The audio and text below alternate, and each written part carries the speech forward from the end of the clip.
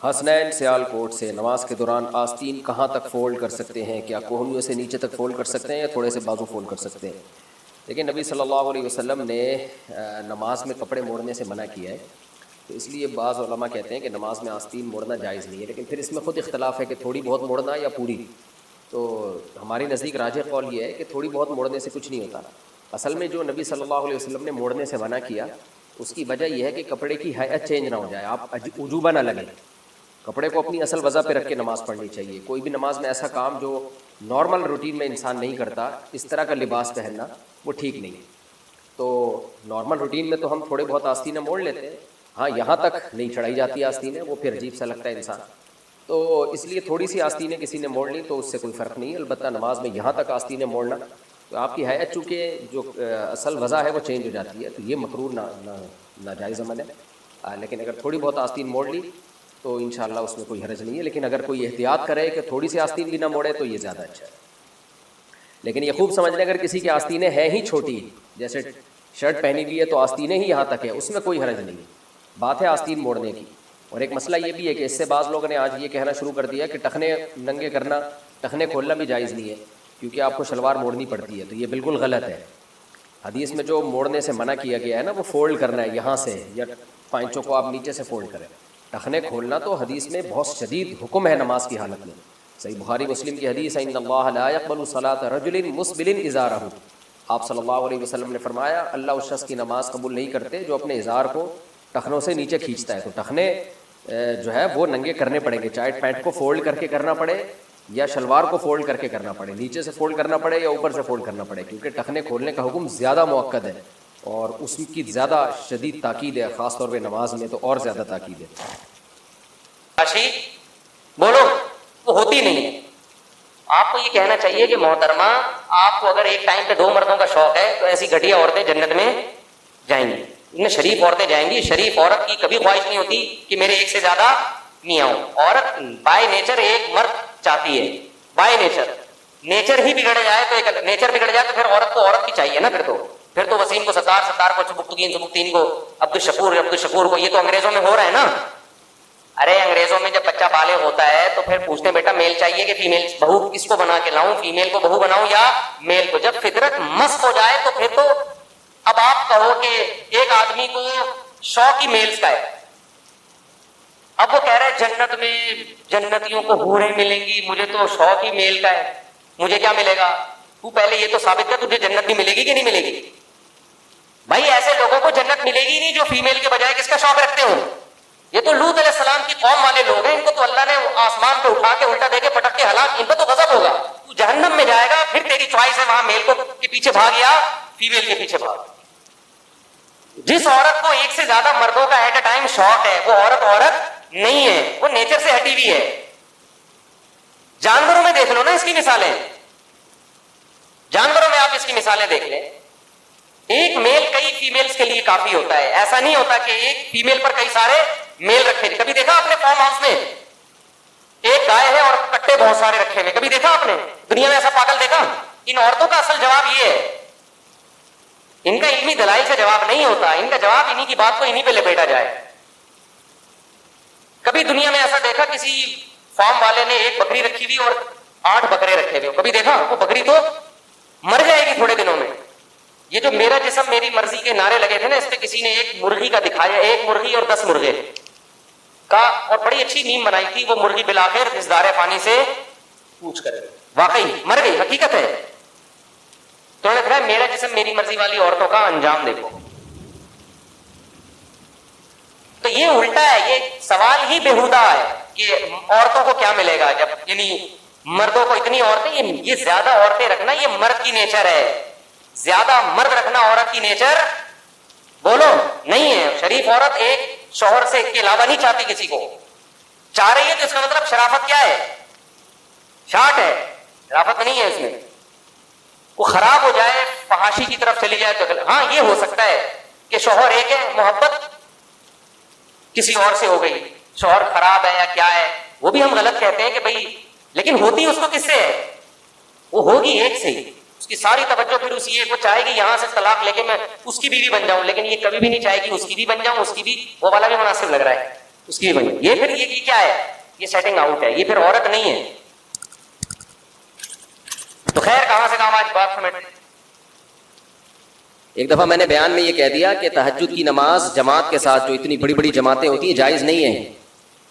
تو نیچے لوگوں کے کمنٹس آئے ہوئے تھے، لو جی ایک نیا مسئلہ آ گیا تہجد بغیر. پھر پوچھنے لگے اس کی دلیل کیا ہے، کوئی حدیث کا ریفرنس تو دیا نہیں مفتی صاحب نے، بس مسئلہ بتا دیا. اتنے نیچے نیگیٹو کمنٹس کہ ان لوگوں کو یہ اپنے فرقے کے گول کیپر ہیں، یہ اپنے فرقے کو پھیلانے کی کوشش کر رہے ہیں. دیکھو بغیر دلیل کے، جس بیچارے کو یہ نہ پتا ہو، جن بیچاروں کو کہ دلیل اس کے ذمہ ہوتی ہے تو دعویٰ کرتا ہے. دلیل کس کے ذمہ ہوتی ہے؟ جو دعویٰ کرتا ہے. جو دعویٰ کرے گا نا کہ تہجد کی جماعت اتنی بڑی حیت کے ساتھ کہ پبلک کو بلا کے اکٹھے جماعت کرائی جائے، وہ ایک نیا مسئلہ بیان کر رہا ہے. اس سے ہم پوچھیں گے قرآن و سنت سے اس کا ثبوت دکھاؤ، کہیں بھی نہیں ہے. تو دلیل اس کے ذمہ جو اس عمل کو جائز کہہ رہا ہے، جو ناجائز کہہ رہا ہے اس کے ذمہ ریفرنس پیش کرنا نہیں ہے. وہ بغیر ریفرنس کے اس کی بات زیادہ مضبوط ہے. نہیں آئی میرا غلط بات سمجھ. میں کہوں وسیم بھائی نے میرے 1 لاکھ روپے چرائے ہیں، اللہ نہ کرے وسیم بھائی ایسے نہیں ہے. وسیم بھائی کہہ رہے ہیں میں نے کوئی نہیں لیے، کورٹ میں کیس گیا، میں کہہ رہا ہوں وسیم نے لیے ہیں. عدالت وسیم کہہ رہے ہیں میں نے نہیں لیے. عدالت مجھ سے کہتی ہے گواہ پیش کرو، دلیل دو اس نے لیے ہیں. میں کہتا ہوں دلیل یہ دے گا کہ اس نے نہیں لیے ہیں. بولو نا کیا ہو گیا؟ یہ کوئی عقل مندی کی بات ہوگی؟ میں بولوں گا کہ اس نے لیے ہیں، وہ کہے گا میں نے نہیں لیے. عدالت کہتی ہے مجھے کہ گواہ پیش کرو کہ اس نے چوری کی ہے، تمہیں کوئی کیمرہ دکھاؤ، کوئی دلیل دو. میں کہوں یہ دعویٰ کر رہا ہے کہ اس نے نہیں لیے، یہ دلیل پیش کرے گا. یہ عدالت کہے گی بھائی پہلے اپنی کھوپڑی کا علاج کراؤ. تو قرآن و سنت کے ساتھ جو ہے نا، جو آج کل نئے نئے اسکالر آ رہے ہیں انہوں نے اسی طرح تختہ مشق بنایا ہوا قرآن و سنت. انتہائی فضول بات ہے کہ قضاء عمری پہ دلیل مانگیں کہ نمازیں جب 10 سال کی اکٹھی ہو جائیں تو دلیل دو کہ یہ پڑھنا ضروری ہے. یہ ایسا ہی حماقت ہے کہ جیسے میں کہوں وسیم نے مجھ سے 1 لاکھ روپے لیے، وہ کہہ رہے نہیں لیے، میں کہہ رہا ہوں دلیل لے کے نہیں لیے. نماز ذمے سے ساقط نہیں ہوتی جب تک قضا نہیں پڑھو گے آپ، اور توبہ بھی اور قضا بھی. تو دلیل اس کے ذمے جو کہے کہ 10 سال جب اکٹھی ہو جائیں تو بغیر توبہ بغیر قضا کے معاف ہو جاتی ہیں. وہ دعویٰ کر رہا ہے، وہ نماز آپ کے ذمے سے ساقط کر رہا ہے جو اللہ نے فرض کی ہے. اس ساقط کرنے کی کیا دلیل ہے؟ آپ کوئی ایک ضعیف حدیث بھی پیش کر دو. سمجھ میں نہیں آ رہی میرا خیال ہے بات. اتنا اسلام کا بھاری بھرکم حکم جس سے بڑا اسلام میں کوئی حکم ہی نہیں ہے. 10 20 سال ہو گئے پیتے رہے، نماز ہی گول کر دی. اب جب توبہ کی توفیق ملی ہے تو دین اللہ احق ان یقضى، حدیث میں آتا ہے اللہ کا قرضہ اس بات کے زیادہ لائق ہے کہ وہ ادا کیا جائے. ہم نے تو حدیث بھی پیش کر دی، ان کے پاس تو حدیث بھی نہیں ہے. اگر ہم حدیث نہ بھی پیش کرتے یہ والی، پھر بھی یہ عقل کی بات ہے، لاجک کی بات ہے کہ جب انسانوں کا قرضہ دینا ضروری ہے تو اللہ کا قرضہ بھی ضروری ہے. وہ اور نماز جیسا قرضہ وہ تو کبھی بھی ساقط نہیں ہوتا. نبی صلی اللہ علیہ وسلم سے میدان جنگ میں نماز قضا ہوئی، کیونکہ اس وقت میدان جنگ میں نماز کیسے پڑھی جائے گی یہ طریقہ نازل نہیں ہوا تھا. آپ نے پہلے اس کو قضا پڑھی ہے آپ نے، اس کے بعد بقیہ نمازیں پڑھی ہیں آپ نے. تو مدعی کون ہے جو یہ کہے کہ اتنی ساری نمازیں جب ذمے میں رہ جائیں گی تو وہ قضا پڑھے بغیر ہی معاف ہو جائیں گی؟ یہ شخص دعویٰ کر رہا ہے. اس سے ہم کہتے ہیں کہ اندھی تقلید مت کرو اپنے باپ داداؤں کی، آپ قرآن و سنت سے اس کا حوالہ پیش کرو. سمجھ میں آ رہی ہے بات؟ چاروں ائمہ کا، تمام فقہا کا اتفاق ہے کہ جب نماز ذمے میں جب قضا کر دی آپ نے تو توبہ اس بات کی کرنی پڑے گی کہ وقت پہ کیوں نہیں پڑی. لوگ کہتے ہیں نا توبہ سے تو گناہ معاف ہو جاتا ہے، تو گناہ معاف ہو جائے گا، لیکن وہ جو آپ کے ذمے نماز واجب ہوئی ہے وہ معاف قضا کے بغیر نہیں ہوگی. سمجھتے ہو کہ نہیں سمجھتے؟ لیکن وہ آپ دیکھو کتنا قضائے عمری پہ تماشا بنایا آج کل نئے نئے اسکالرز نے کہ قضائے عمری بس اللہ غفور رحیم ہے. اللہ پہ تم ایک چیز ڈال رہے ہو بغیر دلیل کے، اللہ غفور رحیم ہے، اتنا یہ کافی نہیں ہے کہ 10 سال کی نمازیں وہ جو آپ نے ٹائم پہ نہیں پڑھی وہ معاف کرنے کے لیے تیار ہے.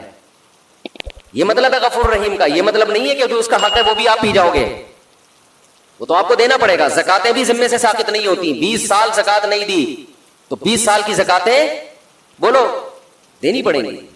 رمضان کے روزے چھوڑ دیے ادا کرنے پڑیں گے. حائضہ عورت سے اللہ نے نماز کو ساقط کر دیا، اس پر فرض ہی نہیں ہوتی، لہذا اس کو پڑھنے کا حکم نہیں ہے.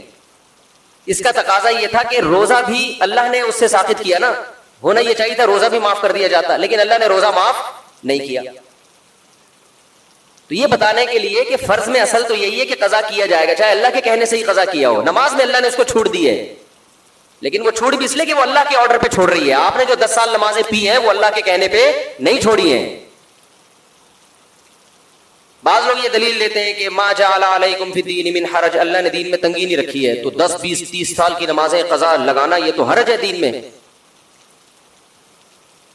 واقعی حرج ہے 30 سال کی نمازوں کا کسی کو حکم دینا پڑے, لیکن یہ حرج اس وقت ہے جب 30 سال کی نمازیں آپ اس سے ایک دن میں پڑھوائیں. جب آپ 30 سال کی نمازوں کے لیے 30 سال کا ٹائم دے رہے ہیں اس کو, یا 10 سال کا ٹائم دے رہے ہیں, پھر تھوڑی حرج ہے.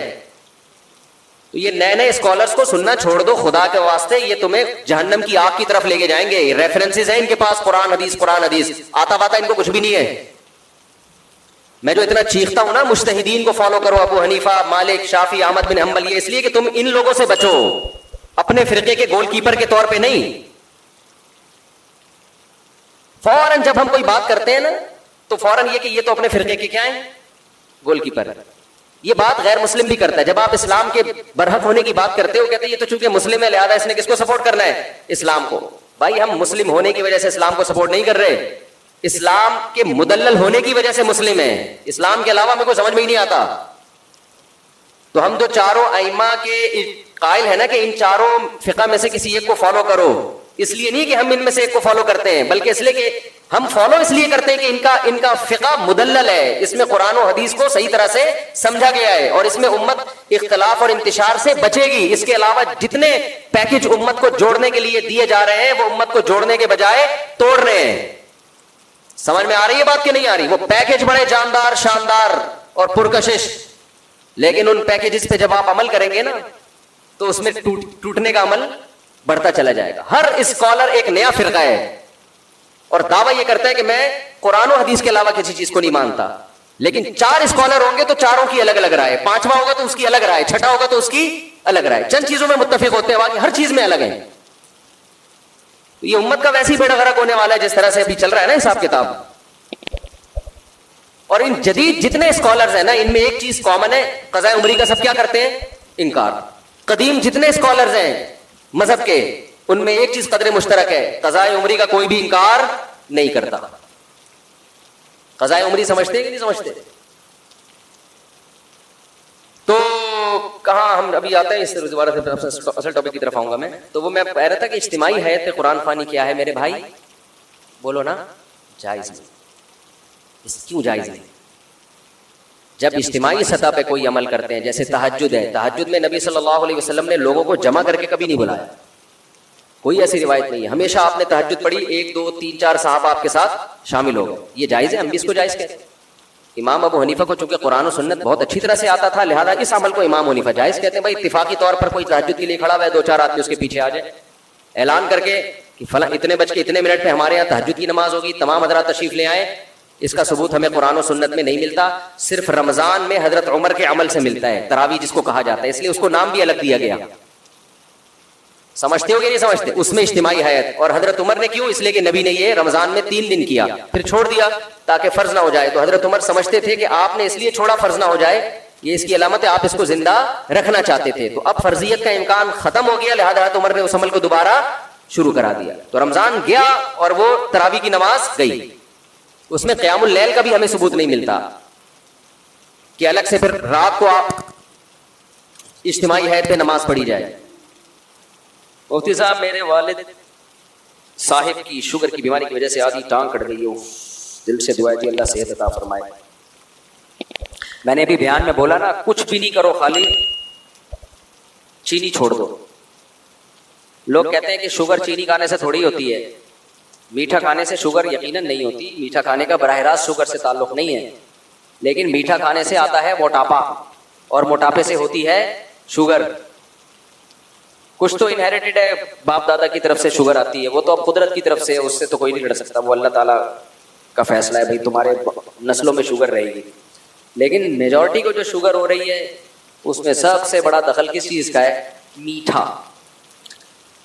اور اس میٹھے میں، یہ میں اپنی تحقیق نہیں پیش کر رہا، میں تو مولانا آدمی ہوں، میری کیا میڈیکل سائنس بھی ہے، اتنے ڈاکٹروں سے میں تحقیق کر چکا ہوں کہ یہ کچھ چیزیں تھیوری ہوتی ہیں، نظریات ہوتے ہیں، کچھ چیزیں ہوتی ہیں فیکٹ بن چکی ہوتی ہے، میڈیکل سائنس ان پہ ٹھپا لگا دیتی ہے. جیسے انسان بندر سے بنا ہے، یہ فیکٹ نہیں ہے. ابھی تک سائنسدانوں نے کانفیڈنٹلی یہ بات نہیں کہی ہے، یعنی مے بھی ہو سکتا ہے، کیونکہ انہوں نے دیکھا بندر بھی تھوڑا سا یوں ہوتا ہے، اس کی بھی دو آنکھیں، ہماری بھی ناک.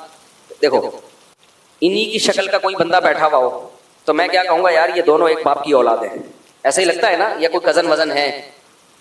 تو سائنسدانوں نے دیکھا کہ یار جانوروں میں سب سے قریب ترین جانور جو بالکل جمشید اور وسیم جیسا لگتا ہے یا انسانوں جیسا لگتا ہے، وہ بندر اور بنمان سے. چمپینزی ہے نا، تو یہ بالکل اس جیسا.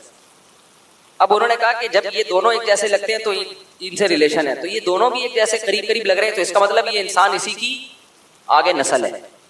یہ کوئی تحقیق کا طریقہ نہیں ہوتا کہ یہ اٹھا کے آپ نے بندروں کے کھاتے میں انسان کو ڈال دیا. اس پہ جو سوالات اٹھتے ہیں ان کا یہ کمبخت کبھی جواب ہی نہیں دیتے. تو اس لیے سائنسدان خود اس پہ کانفیڈنٹلی یہ بات نہیں کرتے.